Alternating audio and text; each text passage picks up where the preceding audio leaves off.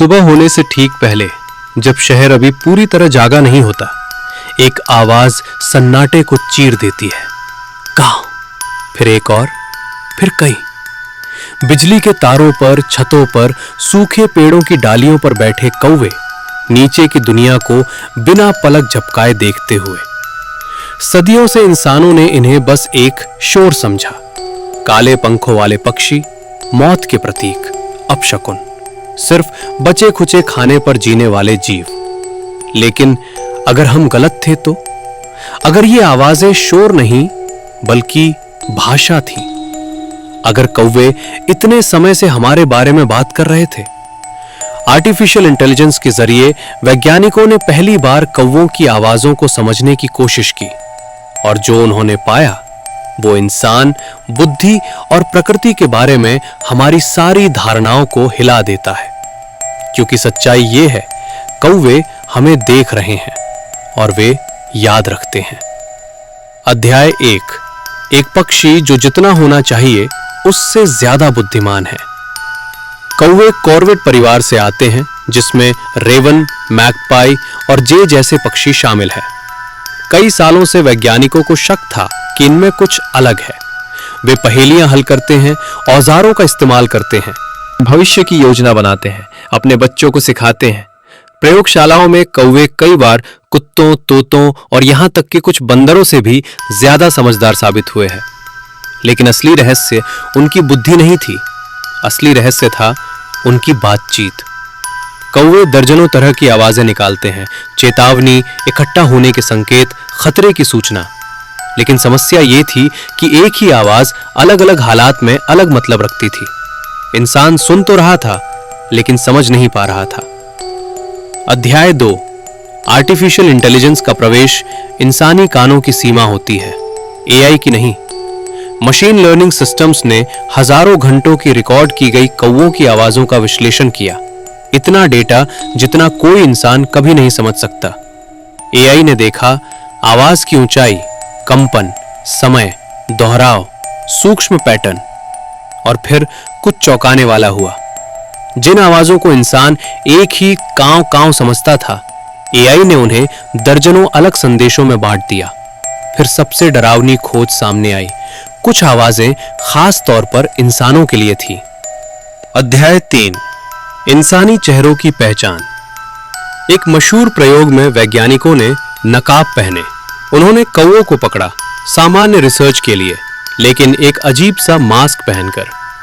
कुछ समय बाद वही वैज्ञानिक बिना मास्क आए, और कुछ दूसरे लोग वही मास्क पहनकर आए। नतीजा चौंकाने वाला था। जिसने भी वो खतरनाक चेहरा पहना, कौवों ने उस पर हमला किया, चिल्लाए, पीछा किया। यहां तक कि वे कौवे भी जिन्होंने उस इंसान को कभी नहीं देखा था।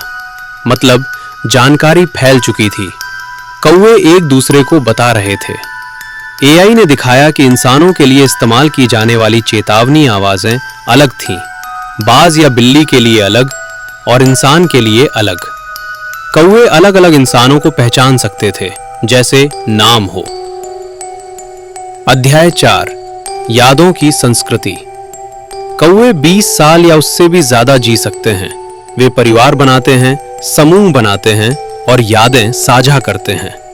एआई विश्लेषण से पता चला कि उनकी आवाजों में समय की जानकारी भी होती है। सरल शब्दों में, ये इंसान पहले खतरनाक था, ये इंसान खाना देता है, इससे दूर रहो। इंसान खुद को इतिहास और यादों की सबसे बड़ी जाति मानता है, लेकिन कौवे भी अपना इतिहास रखते हैं, बिना किताबों के, बिना तकनीक के। और वे ये ज्ञान अगली पीढ़ी को सिखाते हैं।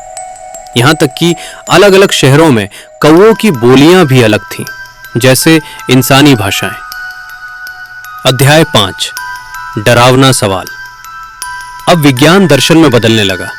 अगर कौवे इंसानों को पहचानते हैं, उनके बारे में बताते हैं, उन्हें याद रखते हैं और दूसरों को सिखाते हैं, तो वे और क्या कर सकते हैं?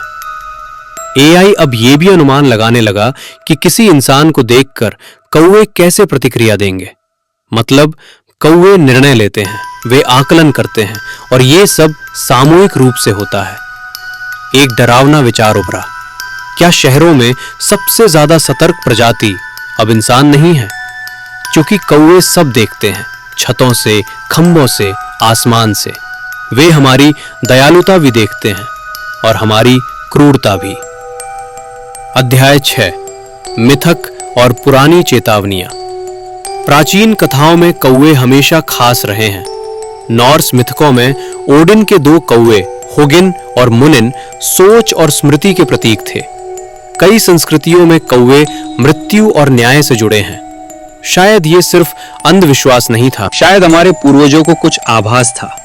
अब एआई ने उस आभास को साबित कर दिया है। अध्याय 7, इसका मतलब हमारे लिए क्या है? ये खोज इंसान को आईना दिखाती है। बुद्धि दुर्लभ नहीं है, भाषा केवल हमारी नहीं, सचेतनता सिर्फ इंसानों तक सीमित नहीं। अगर कौवे समझते हैं तो हमारी हर हरकत दर्ज होती है, हर दया, हर हिंसा, और कौवे भूलते नहीं। अध्याय 8, भविष्य की बातचीत। वैज्ञानिक अब 2 तरफा अनुवाद पर काम कर रहे हैं। हम कौवों को समझें और वे हमें। लेकिन सवाल यह है, अगर हम सच में उनसे बात करने लगे तो जिम्मेदारी किसकी होगी? और अगर उन्हें हमारे बारे में जो कहना है वो हमें पसंद ना आए तो? निष्कर्ष, ऊपर से देखती आंखें। अगली बार जब आप सुबह कौवों की आवाज सुने, ध्यान से सुनिए। वे सिर्फ शोर नहीं हैं, वे बात कर रहे हैं खाने के बारे में, खतरे के बारे में, और शायद आपके बारे में। क्योंकि पहली बार इंसान ये समझ रहा है, हम कभी अकेले बुद्धिमान नहीं थे, हम बस सबसे ज्यादा बोलते थे। और ऊपर तारों और छतों पर बैठे काले पहरेदार अब भी देख रहे हैं, याद रख रहे हैं और पुकार रहे हैं।